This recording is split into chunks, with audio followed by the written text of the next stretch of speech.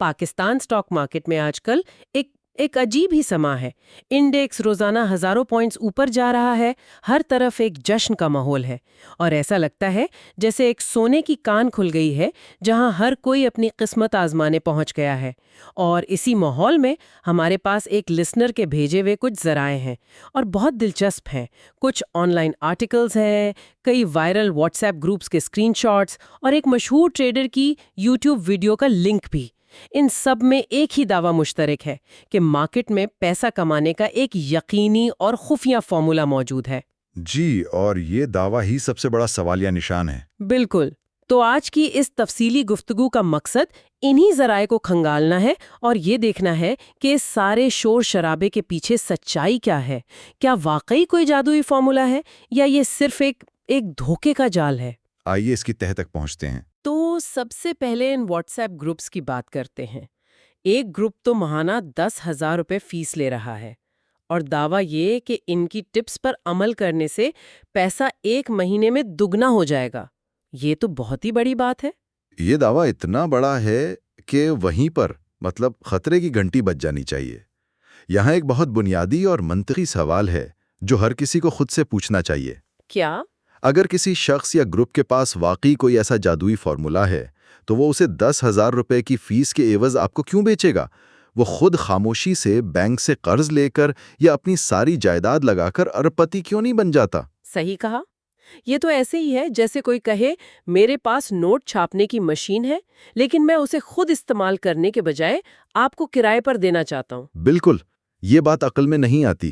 اور ایک آرٹیکل جو ہمارے پاس ہے اس میں ایسی ہی اسکیموں کو پمپ اینڈ ڈمپ کہا گیا ہے۔ اس میں بتایا گیا ہے کہ یہ گروپس کام کیسے کرتے ہیں۔ وہ پہلے خود خاموشی سے کوئی بہت سستا اور غیر معروف شیئر، جی، کوئی پینی سٹاک جسے کوئی پوچھتا نہ ہو، ہاں فرض کریں شین ٹیکسٹائلز نامی کمپنی کا شیئر 10 روپے کے حساب سے لاکھوں کی تعداد میں خرید لیتے۔ ٹھیک، اور چونکہ وہ شیئر غیر معروف ہوتا ہے اس لیے ان کی بڑی خریداری سے قیمت پر زیادہ فرق نہیں پڑتا۔ اس کے بعد اصل کھیل شروع ہوتا ہے۔ کیسے؟ وہ اپنے ہزاروں ممبران والے پیڈ گروپ میں ایک ہنگامی پیغام بھیجتے ہیں کہ شین ٹیکسٹائلز کے بارے میں ایک بہت بڑی خبر آنے والی ہے، یہ شیئر یہاں سے 50 روپے تک جائے گا، فوراً خرید لیں۔ اور جب ہزاروں ممبران ایک ساتھ ایک ہی شیئر پر ٹوٹ پڑتے ہیں تو ظاہر ہے ڈیمانڈ بڑھنے سے اس کی قیمت مصنوعی طور پر اوپر جانے لگتی ہے۔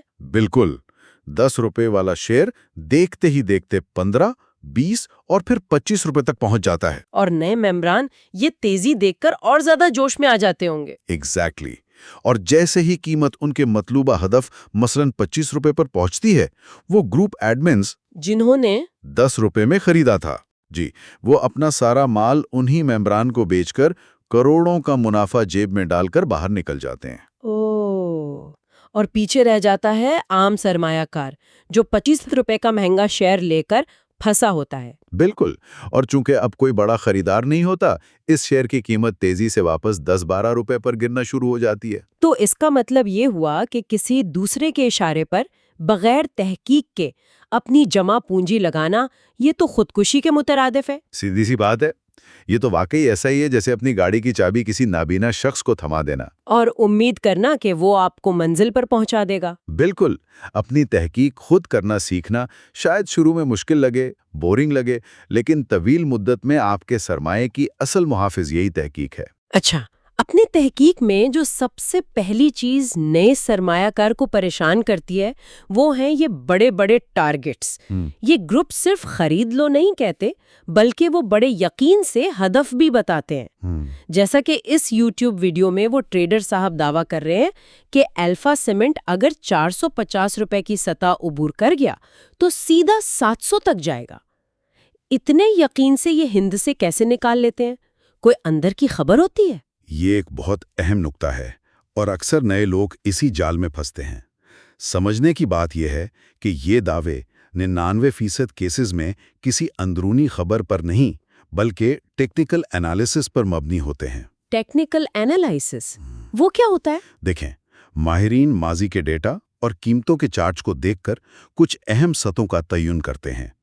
مثال کے طور پر ہمارے پاس جو الفا سیمنٹ کا چارٹ ہے ہم دیکھ سکتے ہیں کہ پچھلے 6 مہینوں میں جب بھی اس کی قیمت 450 تک گئی، بڑے اداروں نے فروخت شروع کر دی اور قیمت واپس نیچے۔ تو ٹیکنیکل زبان میں 450 روپے اس کی ریزسٹنس یعنی مزاحمت کی سطح بن گئی۔ ہوگا، یعنی وہ فرش جس سے نیچے قیمت نہیں گر پاتی؟ آپ نے بالکل صحیح سمجھا۔ اسی چارٹ میں ہم دیکھتے ہیں کہ جب بھی قیمت 380 روپے پر آئی تو نئے خریداروں نے اسے گرنے سے روک لیا، تو وہ اس کی سپورٹ ہے۔ تو جب کوئی ٹریڈر کہتا ہے کہ 450 کے بعد 700 کا ہدف ہے، تو اس کا مطلب ہے کہ 450 ایک بہت بڑی اور مضبوط چھت ہے، اور اگر قیمت اسے توڑ کر اوپر نکل گئی تو پھر اگلی بڑی رکاوٹ 700 پر ہو سکتی ہے۔ لیکن مجھے یہ بات پوری طرح سمجھ نہیں آئی۔ اگر 450 کی سطح اتنی ہی اہم ہے تو کوئی گارنٹی کیوں نہیں کہ قیمت اسے توڑنے کے بعد اوپر ہی جائے گی؟ وہ واپس نیچے کیوں آ سکتی ہے؟ بہت اچھا سوال ہے۔ یہاں کلیدی لفظ ہے ہو سکتی ہے۔ یہ صرف امکانات ہوتے ہیں، کوئی گارنٹی یا پتھر پر لکیر نہیں۔ مارکیٹ میں اکثر ایک اور کھیل ہوتا ہے جسے فیک بریک آؤٹ یا جعلی توڑ پھوڑ کہتے ہیں۔ Fake break out? جی، بڑے سرمایہ کار جان بوجھ کر اتنی خریداری کرتے ہیں کہ قیمت 450 سے تھوڑی اوپر، مثلاً 455 تک چلی جائے، تاکہ عام سرمایہ کار یہ سمجھے کہ بریک آؤٹ ہو گیا ہے اور اب یہ شیئر رکے گا نہیں۔ اور جیسے ہی عام لوگ جوش میں آ کر خریدنا شروع کرتے ہیں، وہ بڑے کھلاڑی اپنا سارا مال ان کو اونچے داموں بیچ کر نکل جاتے ہیں اور قیمت تیزی سے واپس 450 سے نیچے آ جاتی ہے۔ یعنی وہ ایک جھانسا دیتے ہیں تاکہ عام سرمایہ کار پھنس جائے۔ اس کے ساتھ کچھ نفسیاتی حدوں یعنی سائیکولوجیکل لیولز کا بھی ذکر ہوتا ہے، جیسے 100، 500 یا 1000 روپے۔ ان ہندسوں میں کیا خاص بات ہے؟ یہ خالصتاً انسانی نفسیات کا کھیل ہے۔ ہمارے دماغ کو گول ہند سے یاد رکھنے اور ان کو اہمیت دینے کی عادت ہوتی ہے۔ جب کوئی شیئر 98 روپے سے 101 روپے پر جاتا ہے تو تکنیکی طور پر یہ صرف 3 روپے کا اضافہ ہے، لیکن نفسیاتی طور پر یہ ایک بہت بڑی جیت محسوس ہوتی ہے کہ اس نے 100 کا ہندسہ عبور کر لیا۔ ہاں، اس بریک آؤٹ سے وہ سرمایہ کار بھی خریدنے پر مجبور ہو جاتے ہیں جو اب تک ڈر کی وجہ سے باہر بیٹھے تھے۔ لیکن یہاں بھی بنیادی اصول وہی ہے، صرف نمبروں اور ہدفوں کے پیچھے بھاگنے کے بجائے کمپنی کی بنیادی کارکردگی کو سمجھنا ضروری ہے۔ کہ کیا کمپنی کا منافع بڑھ رہا ہے؟ اس پر قرض بہت زیادہ تو نہیں؟ بالکل، ان سوالوں کے جواب جانے بغیر سرمایہ کاری خطرناک ہے۔ اس تیز اور غیر مستحکم مارکیٹ کو دیکھتے ہوئے ایک اور سوال ذہن میں آتا ہے۔ ایک آرٹیکل میں لکھا ہے کہ ایسی مارکیٹ میں ڈے ٹریڈنگ یعنی روزانہ خرید و فروخت کرنا خودکشی کے مترادف ہے۔ کیا یہ واقعی اتنا ہی خطرناک ہے؟ موجودہ حالات میں جہاں مارکیٹ ایک ہی گھنٹے میں 1000 پوائنٹ اوپر اور اگلے ہی لمحے 1500 پوائنٹ نیچے آ سکتی ہو، وہاں ڈے ٹریڈنگ نئے سرمایہ کار کے لیے انتہائی خطرناک ہے۔ قیمتیں اتنی تیزی سے بدلتی ہیں کہ آپ کے سوچنے اور فیصلہ کرنے سے پہلے ہی کھیل بدل چکا ہوتا ہے۔ مطلب آپ خریدنے کا بٹن دباتے ہیں اور جب تک آرڈر پورا ہوتا ہے قیمت مزید اوپر جا چکی ہوتی ہے۔ جی، یہ رفتار پکڑنا تقریباً ناممکن ہے۔ یعنی یہ ایسا ہی ہے جیسے کوئی طوفانی سمندر میں ایک چھوٹی سی کشتی لے کر نکل جائے، جہاں لہریں آپ کو کسی بھی وقت الٹ سکتی ہیں۔ بہت خوبصورت مثال دی آپ نے۔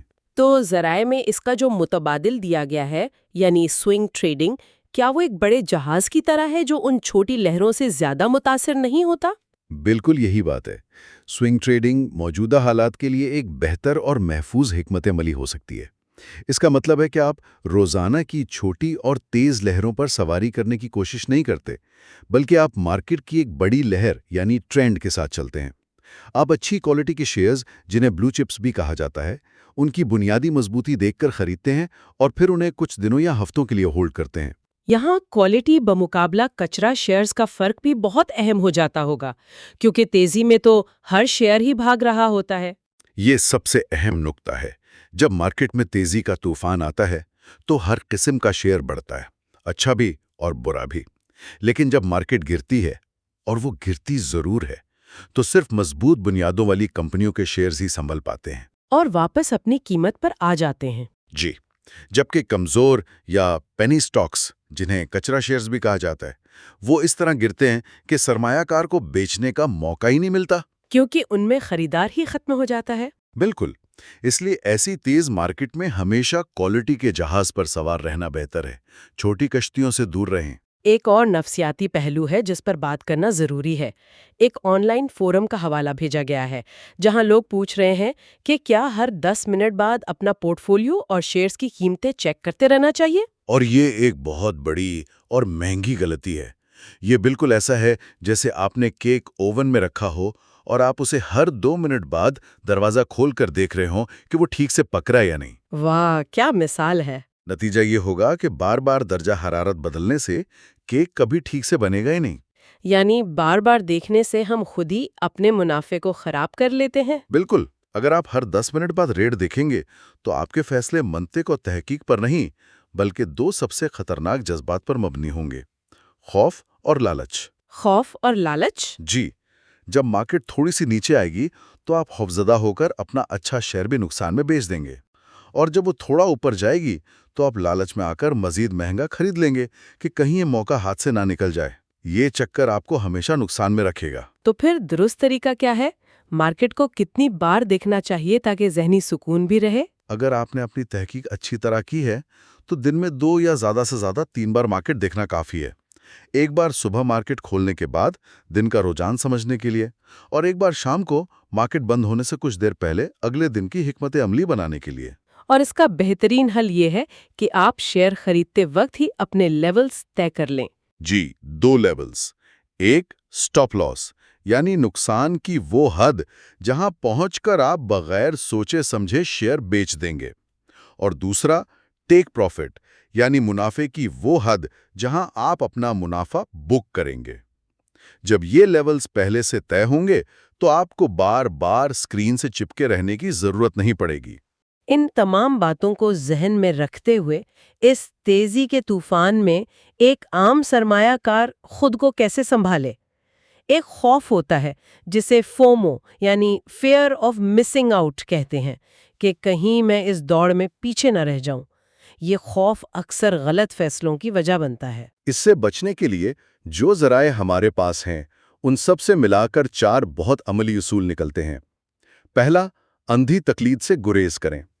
اگر کوئی آپ سے کہے کہ یہ شیئر 700 کا ہو جائے گا تو اس سے صرف ایک سوال پوچھیں: کیوں؟ اگر اس کے پاس کمپنی کی بیلنس شیٹ، منافع میں اضافے یا کسی ٹھوس کاروباری وجہ کے بجائے صرف یہ جواب ہو کہ بس خبر ہے یا مارکیٹ تیز ہے، تو فوراً محتاط ہو جائیں۔ اور دوسرا اصول سٹاپ لاس کا استعمال ہے، جس کا آپ نے ابھی ذکر کیا۔ جی، اور ایک ذریعے میں ایک دلچسپ نقطہ یہ تھا کہ زیادہ تر نئے سرمایہ کار سٹاپ لاس اس لیے نہیں لگاتے کیونکہ وہ نقصان کو تسلیم کرنا اپنی انا کی شکست سمجھتے ہیں۔ اسے ایک ذاتی ناکامی کے طور پر دیکھتے ہیں۔ بالکل، جبکہ سٹاپ لاس آپ کی ذاتی ناکامی نہیں بلکہ آپ کے سرمایہ کا سیفٹی بیلٹ ہے۔ اسے ہمیشہ استعمال کریں۔ تیسرا اصول منافع بک کرنے سے متعلق ہے، یہ بھی لالچ سے جڑا ہے۔ جی، جب مارکیٹ روزانہ ہزاروں پوائنٹس بڑھ رہی ہو تو یہ وقت تھوڑا تھوڑا منافع جیب میں ڈالنے کا ہے۔ یہ سوچنا کہ شاید یہ اور اوپر جائے گا اکثر نقصان کا باعث بنتا ہے۔ سمجھدار سرمایہ کار ہمیشہ راستے میں تھوڑا تھوڑا منافع بک کرتے رہتے ہیں۔ وہ چوٹی کا انتظار نہیں کرتے۔ اور چوتھا اور آخری اصول؟ چوتھا اصول ہے کمپنی کی اصل قیمت یعنی فیئر ویلیو کو سمجھنا۔ اگر ایک شیئر جس کی اصل کاروباری قیمت اس کی کتابوں کے حساب سے 200 روپے بنتی ہے وہ صرف جوش کی وجہ سے 500 روپے کا ہو گیا ہے، تو یہ سمجھ لیں کہ وہ ایک غبارہ ہے جس میں ہوا بھری ہوئی ہے۔ آپ کمپنی نہیں خرید رہے ہیں، آپ صرف اس ہوا کے پیسے دے رہے ہیں۔ اور وہ گہارا کسی بھی وقت پھٹ سکتا ہے، کسی بھی چھوٹی سی منفی خبر کی سوئی سے۔ تو آج کی اس ساری گفتگو کا خلاصہ یہ ہے کہ اسٹاک مارکیٹ سے پیسہ کمانا صبر اور علم کا کھیل ہے، دوسروں کی ٹپس اور افواہوں پر چلنے کا نہیں۔ کامیابی کا کوئی شارٹ کٹ نہیں ہے۔ بالکل، ہمارے لسنرز نے جو ذرائع بھیجے تھے ان کے شور شرابے سے جو ایک واضح سچائی نکلی ہے وہ یہی ہے۔ اور ایک ختمی نصیحت جو ہر بڑے اور کامیاب سرمایہ کار نے دی ہے: جب مارکیٹ میں ہر کوئی لالچی ہو رہا ہو اور ٹیکسی ڈرائیور بھی آپ کو اسٹاک ٹپس دے رہا ہو تو آپ محتاط ہو جائیں، اور جب ہر کوئی خوفزدہ ہو کر اپنا مال بیچ رہا ہو اور مارکیٹ میں مایوسی چھائی ہو تب آپ اچھی کمپنیوں میں موقع تلاش کریں۔ بالکل. اور جاتے جاتے سامعین کے لیے ایک سوچ چھوڑتے ہیں. ذرائع ہمیں یہ بتاتے ہیں کہ اسٹاک مارکیٹ میں کسی بھی شیئر کی کوئی منزل پتھر پر لکیر نہیں ہوتی. 450 یا 700 کے دعوے صرف اسی صورت میں حقیقت بن سکتے ہیں اگر کمپنی کی آمدنی اور منافع میں بھی اسی رفتار سے اضافہ ہو. تو شاید صرف یہ پوچھنے کے بجائے کہ اسٹاک کی قیمت کہاں تک جائے گی، زیادہ اہم سوال یہ ہے کہ اس سفر کو حقیقت بنانے کے لیے کمپنی کی کاروباری کارکردگی میں کیسی اور کتنی ترقی ہونی چاہیے.